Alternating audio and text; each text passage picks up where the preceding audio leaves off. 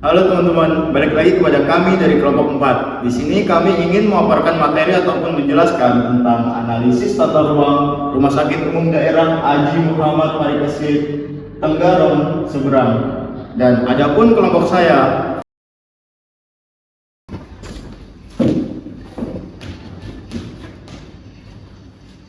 yang pertama ada saya, Ahmad Dua Razak Purwanto dengan NIM 01. Kedua ada saya, Ahmad Waryabi dengan NIM 02. Saya Andini Esther Nabila dengan NIM 06. Saya Lian Nurmawati dengan NIM 21. Saya Mel Cinta Nantania Redirani dengan NIM 25. Saya Yunekawati dengan NIM 38. Nah, jadi itu teman-teman anggota kelompok saya. Dan kita langsung saja yang memulai pada materi pada siang hari ini. Dimulai dari presentator yang bertugas, kami persilahkan. Denah RSUD Haji Muhammad Parikesit Tenggarong Seberang. Denah yang dianalisis merupakan denah RSUD Haji Muhammad Parikesit Tenggarong Seberang, yaitu rumah sakit umum daerah yang berfungsi sebagai fasilitas rujukan di Kabupaten Kutai Kartanegara. Denah ini sudah menunjukkan berbagai fungsi ruang, namun belum memenuhi analisis tata ruang sesuai regulasi. Yang pertama ada zonasi, secara fungsi sudah ada IGD merah, rawat inap kuning, publik hijau, tetapi tidak ditandai dengan jelas. Yang kedua ada alur, belum ada pemisahan alur pasien, petugas, dan barang, serta berpotensi kontaminasi silang. Dan yang terakhir ada regulasi, akses IGD sudah sesuai, tetapi zonasi, alur limbah, dan evakuasi belum tergambar. Berikut merupakan denah situasi di Rumah Sakit Haji Muhammad Parikesit Tenggarong Seberang.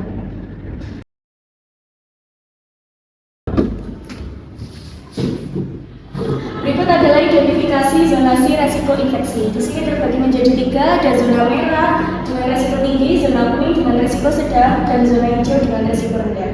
Untuk yang zona merah, di sini area pelayanan pasien kritis dan infeksius pada RSUD Haji Muhammad Parikesit. Zona merah ini mencakup ada IGD, kamar operasi atau OK, ICU, dan juga ruang isolasi.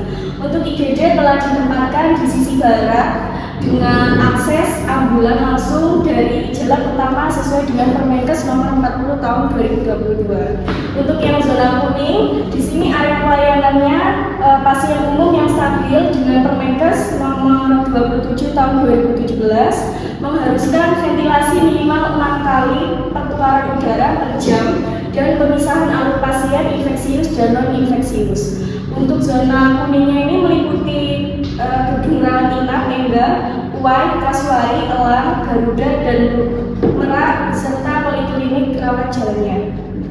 Dan yang terakhir ada zona hijau, di mana area publik ini penunjang dan administrasi sesuai dengan Permenkes nomor 40 tahun 2022. Area ini itu wajib memiliki aksesibilitas universal. Zona hijau mencakup area parkir, instalasi penunjang dengan radiologi, laboratorium, farmasi hingga CSSD, area taman, pos security, dan area servis limbah.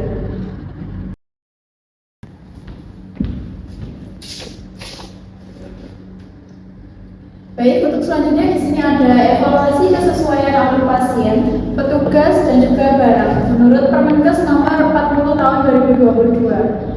Untuk yang pertama yaitu alur pasien. Pasien masuk melalui jalur utama dan IGD. Alur menuju pelayanan dari rawat jalan atau rawat inap sudah cukup jelas. Untuk statusnya sesuai sebagian, namun masih perlu pemisahan pasien infeksius dan juga non infeksius. Untuk alur petugasnya tidak terlihat jalur khusus petugas pada denah. Berpotensi menggunakan jalur yang sama dengan pasien. Statusnya perlu perbaikan, tidak sesuai dengan prinsip pencegahan infeksi karena berpotensi terjadi persilangan. Untuk alur barang bersih dan juga kotor, tidak tergambar pemisahan jalur barang bersih dan juga limbah medis. Area servis atau limbah tidak terlihat jelas pada denah. Untuk statusnya sendiri perlu perbaikan, belum memenuhi prinsip one way flow sesuai dengan regulasi. Nah, untuk selanjutnya evaluasi dilakukan terhadap alur pasien, petugas, serta barang bersih dan barang kotor atau limbah berdasarkan Permenkes nomor 40 tahun 2022 dan juga Permenkes nomor 27 tahun 2017. Jadi ketiga alur tersebut tidak boleh saling bersilangan untuk mencegah kontaminasi silang.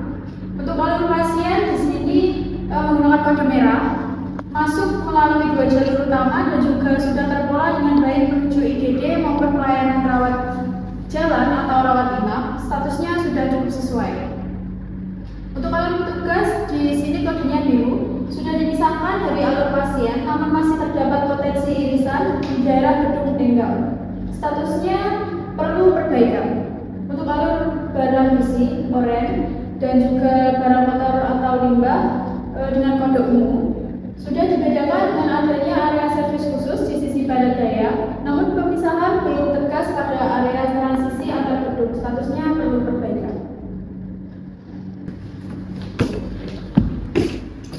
Baik, untuk selanjutnya metrik evaluasi kesesuaian tata ruang. Yang pertama adalah zona risiko infeksi merah, kuning, hijau. Dasar regulasi Permenkes 40/2022 sesuai untuk keterangan zonasi sudah ditandai dengan kode warna yang jelas pada adonan. Untuk nomor 2 alur pasien, tukang dan pengunjung. Permenkes 40/2022 dan 27/2017 perlu diperbaiki.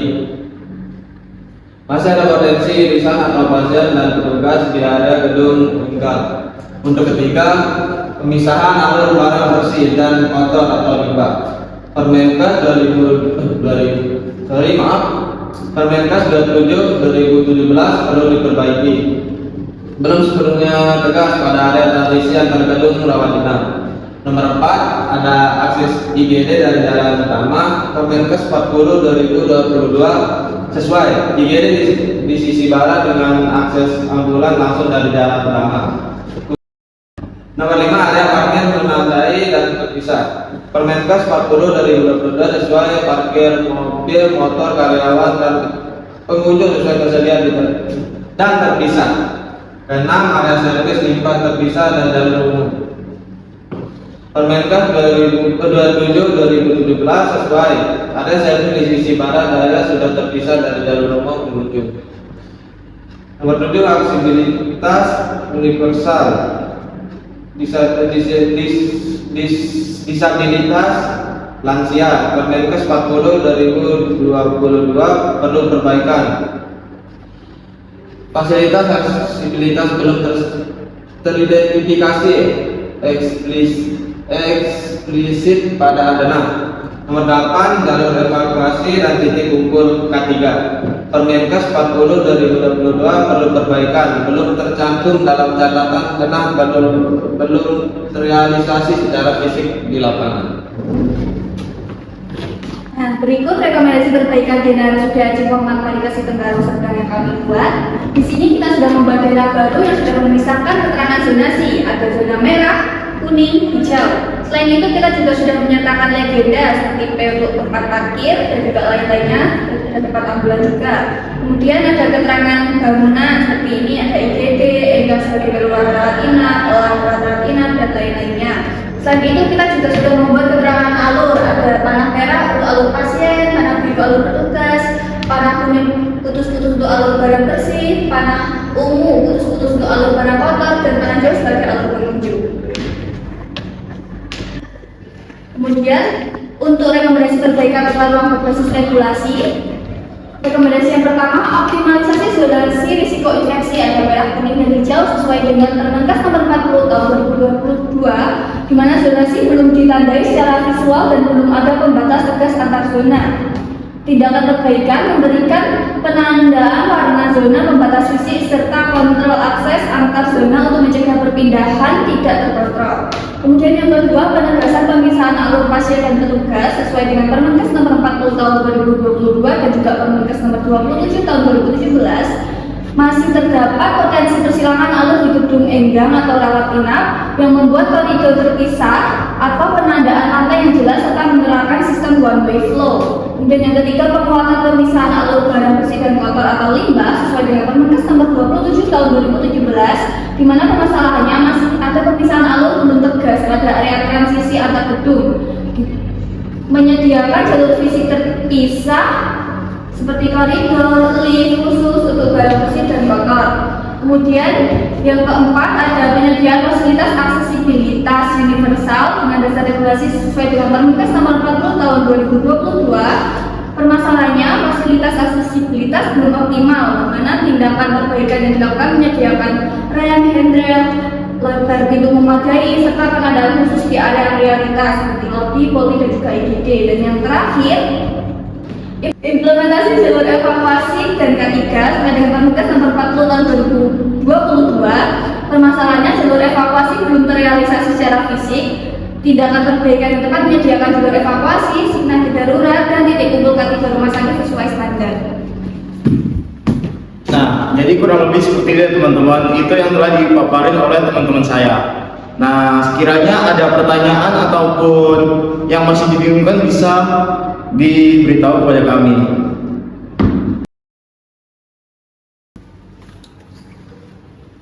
Izin bertanya, mengapa pemisahan alur pasien, petugas, dan barang menjadi aspek penting dalam tata ruang rumah sakit? Jelaskan berdasarkan prinsip pencegahan dan pengendalian infeksi (PPI). Oh, baik Mas, terima kasih atas pertanyaannya. Mungkin selanjutnya dia ingin bertanya lagi.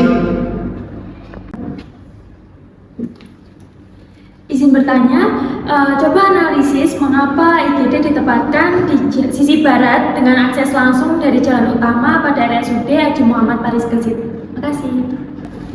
Baik Pak, terima kasih atas pertanyaannya ya.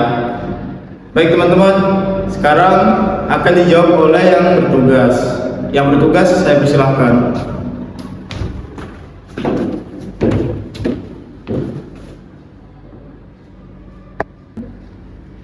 Baik, saya akan menjawab pertanyaan dari penanya nomor 1. Kalau menurut saya, pemisah alur pasien, petugas, dan barang itu sangat penting karena berkaitan langsung dengan pencegahan penyebaran infeksi di rumah sakit.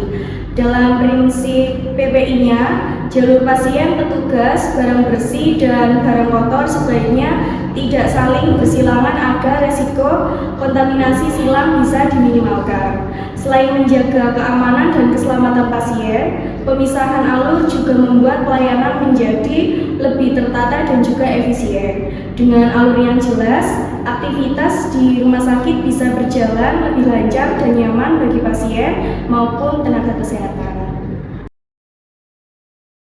Baik, saya izin menjawab pertanyaan dari Mbaknya. Untuk IGD sendiri ditempatkan di sisi barat dengan akses langsung dari jalan utama agar ambulan dan juga pasien gawat darurat dapat segera masuk tanpa terhambat area lain yang ada di rumah sakit. Jadi penempatan ini tujuannya itu untuk mempercepat penanganan medis, kemudian mempermudah akses kendaraan darurat, serta mengurangi keterlambatan tindakan pada pasien kritis. Selain itu, posisi tersebut juga membantu memisahkan jalur pasien darurat dengan jalur pengunjung sehingga sirkulasi rumah sakit menjadi lebih tertata dan juga pelayanan dapat berjalan dengan efektif. Seperti itu.